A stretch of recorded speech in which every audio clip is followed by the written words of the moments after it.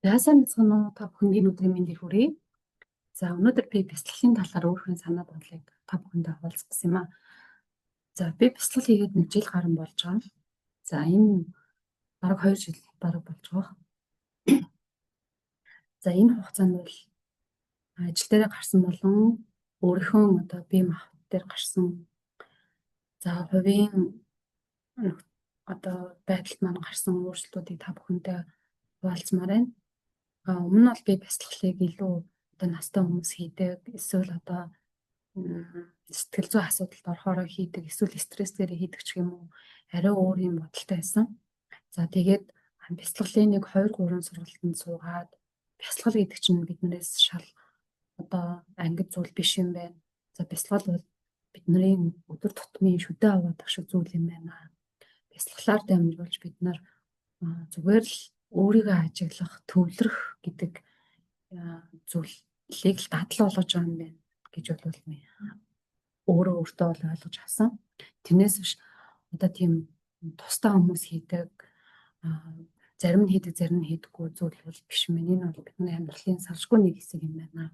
За ажил дээр гарсан өөрчлөлт юм бол бид нар одоо зарим нэгэн ажлыг илүү яарч сандраад хийх те, эсвэл нөгөө цаг хугацаанд амжихгүй, эсвэл одоо тухайн одоо төсөв мөнгөндөө багтаагаад ч юм уу те, ингээ янз бүрийн байдлаар яг сэтгэлтэй хүрсэн ажил хийхгүй байгаа зарим тийм тохиолдлууд бол гардаг.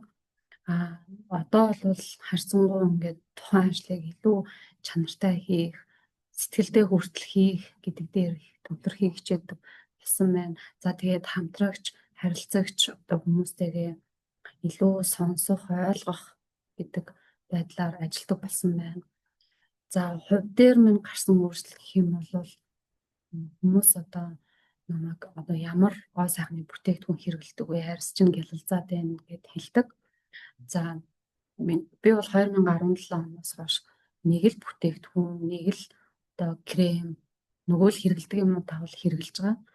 Гисэн хідээж нэрэж өөрөө харахаар яалтчгүй одоо хайрс маань байнгын гэрэлтсэн, тойлгоор ядарсан ч тийм өнгөцсөн алдахгүй ийм бас болсон байлээ. Тэгэхээр энэ бол бас би бол бяцлаглалын ач тус гэж бол бодож байгаа. За тэгээд гадуур явахдаа яарч сандраал гээд яваад зарим нэг өөрчлөлтийг анзаарахгүй гэрийнхээ гадаа одоо баригдаж байгаа барилгыг ч юм эсвэл өөр нэгэн сайхан шин зүйлийн талаар бас төдийлөн төвлөрч хардггүй байсан бол одоо бол арай өөр байдлаар хардаг болсон байна. Ингээд ирэхээр хүн бас илүү гадаад орчин гэхээсээ илүүтэйгээр өөрөө өөрийгөө одоо ойлгох, өөрөө өөртөөгөө ажиллах нэг алхмаа бол би хийсэн гэж бодож байгаа. Тэгэхээр та бүхнийг ч гэсэндээ маргааш нэг өдөр гэж хойшлуулгүйгээр нэг өдрийн өмнө ч гэсэндээ бяцлаглалыг 7 хоног хийгээд, сар хийгээд за ингээд өөртөө ажиглалт хийгээд үзээрэй. Тэгэх юм бол таны биед болон сэтгэл санаа, за харилцаа, хамтын ажиллагаа бүхэл зүйлүүдэд маш сайхан өөрчлөлт гарна гэж бол хүлээе. Тэгээ бүгдэнд нь амжилт хүсье. Туршиж үзээрэй.